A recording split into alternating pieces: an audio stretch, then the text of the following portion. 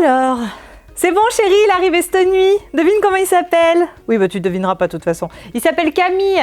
Combien il pèse? 3 kg 320, 51 cm, 21h52. Elle a géré, hein? Bon bah maintenant, va falloir faire les cadeaux. Je m'en occupe.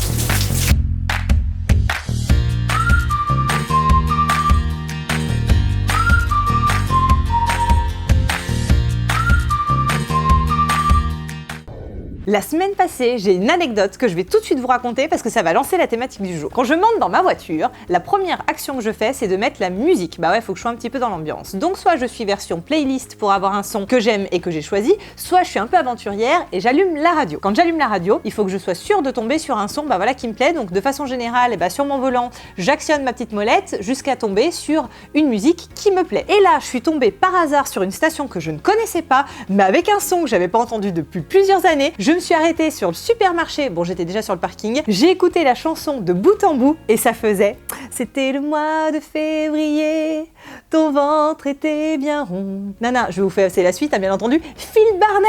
Et là tout de suite, méga flashback, j'étais assise, je suis retournée dans les années lycée, dans les années fac, je suis partie dans les années love story et les super trucs qu'on regardait à la télé, enfin voilà, très épanouissant tout ça. Mais pour ça, c'est que j'ai surtout pensé à mon ami de la fac qui a accouché semaine passée d'un petit garçon qui s'appelle Camille. Quand le matin, parce que là en l'occurrence c'était le matin, tu reçois le fameux SMS avec, vous savez, tout le descriptif des informations qui comprend donc la taille, le poids, l'heure et le prénom. Forcément, le prénom c'est très important. Et il y a quelque chose que je ne peux pas m'empêcher de faire, c'est de calculer l'ascendant et le signe astrologique du bébé. Donc là en l'occurrence c'est un poisson ascendant balance qui est arrivé et je confonds pas horoscope et astrologie. L'astrologie c'est tout un système de croyances qui amène un peu plus d'informations, on va dire, sur des traits de caractère. Mais moi par exemple je suis blindée de croyances. Par exemple je me coupe toujours les cheveux avant une nouvelle lune. Bah oui, ils repoussent plus vite. Le soir je mange jamais d'agrumes, c'est plein de vitamines et ça empêche de dormir. Mais aussi par exemple je suis persuadée que tous les objets,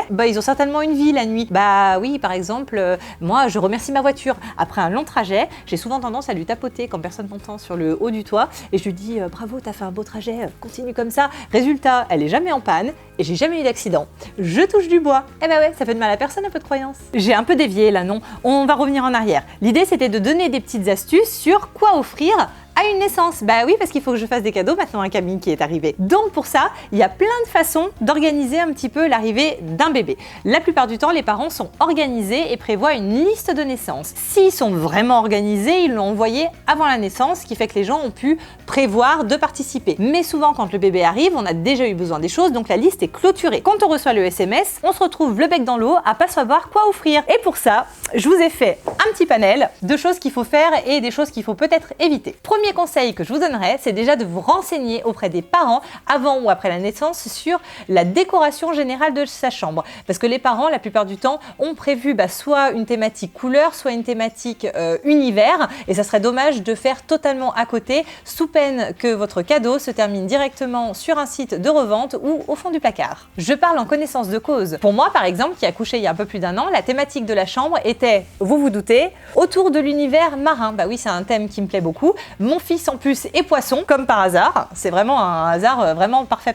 Et la chambre était tout dans les tons de bleu et blanc avec une thématique plus orientée bateau et poisson. Donc forcément, si on m'offre un lion pour mettre au milieu des baleines, ça le fait pas trop. Et donc là, j'ai bien misé parce que quand je suis allée la voir, j'avais vu qu'elle avait des rideaux, justement, la maman, avec des petits lamas. Donc je me suis lancée sur une thématique un peu plus orientée sur l'animal qui était le lama. Donc là, je lui offre par exemple, elle va le recevoir la semaine prochaine, une veilleuse lama qui est très discrète mais qui lui permettra par exemple dans la nuit d'aller voir si bébé respire bien, c'est le truc qu'on fait tous, et qui lui permettra en plus d'avoir une thématique bien assortie et là je suis sûre qu'elle le rangera pas au fond du placard. Second conseil que je pourrais vous donner, si vous voulez faire un cadeau qui fait vraiment plaisir, et je parle par expérience, c'est de faire un cadeau autour de prénom de l'enfant, donc un cadeau personnalisé. Vous êtes sûr de faire plaisir? Bah oui, forcément c'est déjà les parents la plupart du temps qui ont choisi le prénom et ça plaira à coup sûr. Moi pour l'arrivée de Camille par exemple, j'ai choisi un cœur en plexi où j'ai pu mettre donc le prénom et la date de naissance. Comme ça, ils pourront le mettre en décoration dans la chambre. Et dans quelques années, le glisser directement dans la boîte à souvenirs. Mais vous pouvez très bien aussi faire de la broderie ou faire une banderole, une couverture avec un prénom. Enfin voilà, je sais qu'il y a plein de systèmes qui existent. Mais là, je pense que vous êtes sûr de faire un cadeau vraiment unique, très personnalisé, orienté et qui sera forcément très apprécié. Moi, c'est des conseils que je donne. Mais je sais qu'il y a la grande thématique des cadeaux qui est commun à la plupart des enfants qui arrivent, qui est la thématique vêtements. Les vêtements, on en reçoit plein, mais je trouve que c'est hyper risqué parce que souvent, on ne connaît pas vraiment la taille de l'enfant, sa corpulence, la praticité du vêtement qu'on va offrir. C'est pas quelque chose dans laquelle je vous orienterai vraiment. Par contre, il y a une façon un peu dérivée d'offrir du produit, on va dire textile et vestimentaire à l'enfant. Et moi, j'ai trouvé une idée géniale qui est le bavoir. Le bavoir, c'est hyper utile, ça évite que l'enfant se tâche et devoir changer de pyjama ou toute la tenue. Et là, vous avez une thématique, par exemple, petite cravate. Je porte hyper bien le bavoir. Mais là, ce qui est bien, c'est qu'en plus de ça, souvent, quand on vient d'avoir son enfant, on a un petit peu moins de lien social parce qu'on va pas au travail.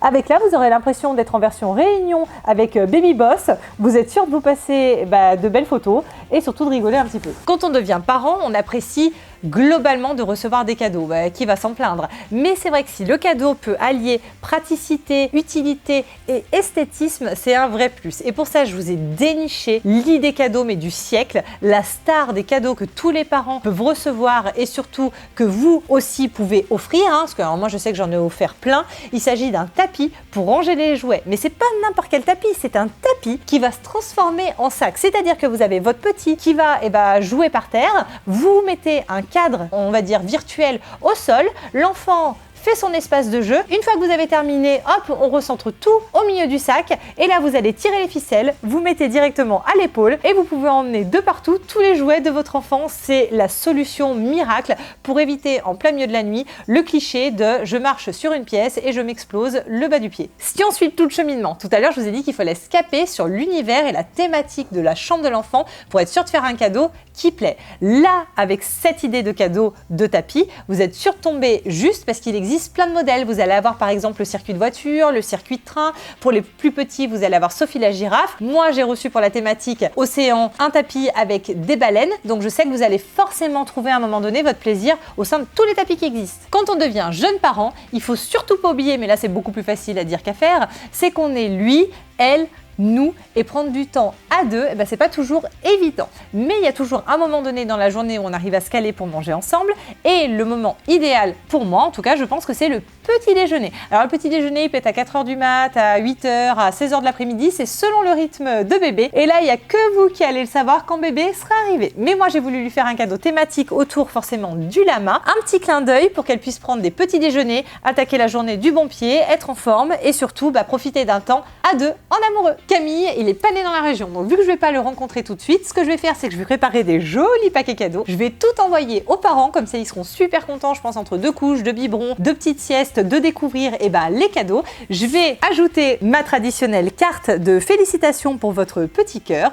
Je vais glisser quelques vœux. Le premier, ce sera forcément que bébé aille bien, parce qu'on peut tous que souhaiter que les enfants aillent bien quand ils arrivent. Et en second, et c'est pas des moindres, c'est que bébé fasse ses nuits très très très très vite. Et oui, c'est pas un mythe, donc en espérant que vous fassiez des nuits de, peut-être 5-6 heures assez rapidement. En attendant, je vous souhaite une bonne semaine, prenez soin de vous. Je vous dis à la semaine prochaine pour un nouveau Matin Malin. Salut, salut! Vous êtes prêts? C'était le mois de février.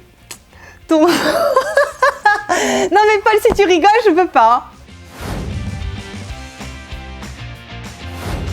Cadeaumaestro.com